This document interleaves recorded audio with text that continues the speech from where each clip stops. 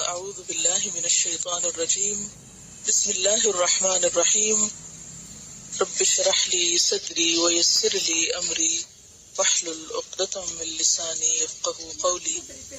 سورۃ الملک مکی سورت ہے، 30 آیات ہیں، 330 کلمات ہیں اور 1313 حروف ہیں۔ عہد نبوت کے آغاز میں اس کا نزول ہوا۔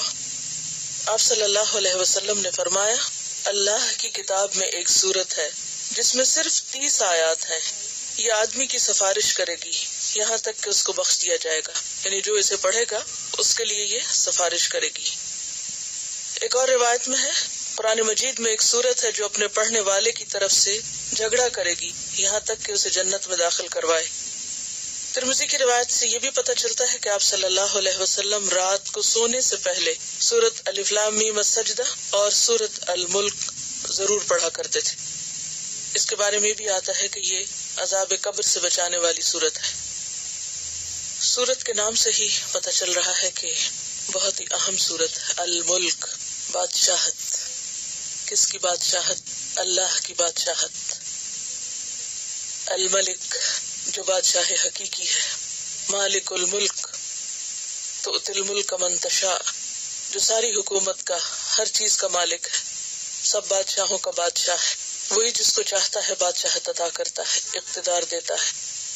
بیدہ ملکوت کل شیء، اسی کے ہاتھ میں ہے بادشاہت، ملکیت ہر چیز کی۔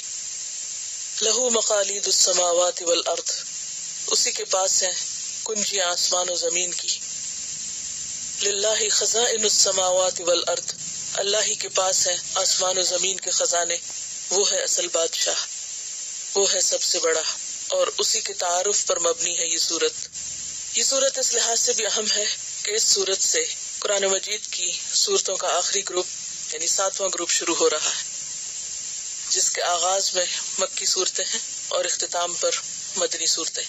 اگرچہ درمیان میں کچھ صورتوں کے مکی اور مدنی ہونے میں اختلاف ہے، لیکن اجمالی طور پر سورۃ الملک سے سورۃ الکافرون تک مکی صورتیں ہیں، 43 اور پھر آخر میں 5 مدنی صورتیں ہیں النصر سے۔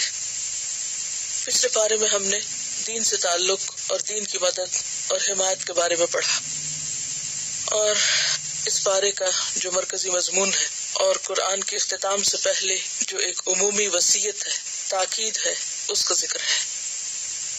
اور وہ عمومی وصیت کیا ہے؟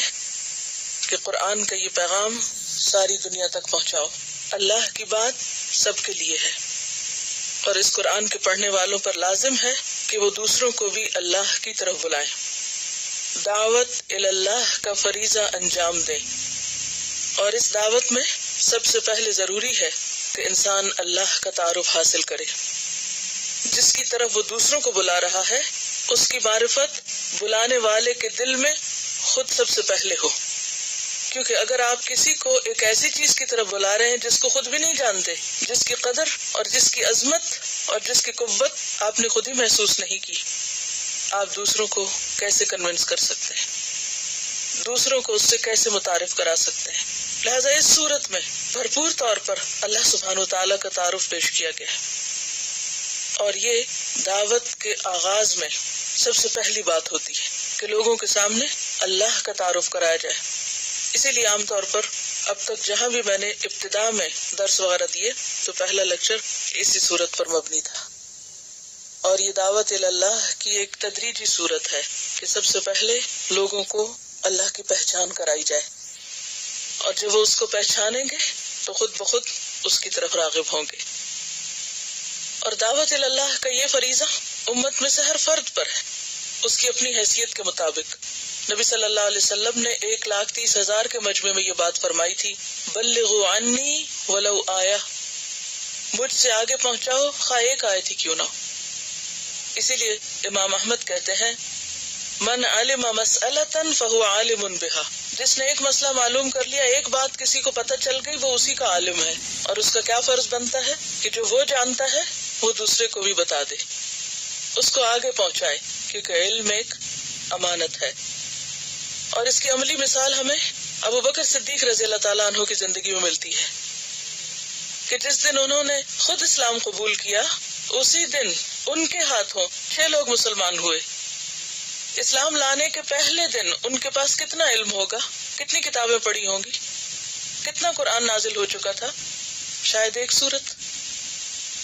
لیکن انہوں نے جو خیر پائی، جس کا مزہ خود چکھا، جس کا لطف خود اٹھایا، اسے فوراً کسی کے کہے بغیر اپنی ذمہ داری سمجھی کہ اس کو آگے پہنچانا ہے، اور اپنے قریبی دوستوں کو فوراً پیغام پہنچایا. اور ان دوستوں میں سے جن کے اندر خیر تھی ویسی ہی وہ بھی فوراً ان کی پکار پر لبیک کہتے گئے.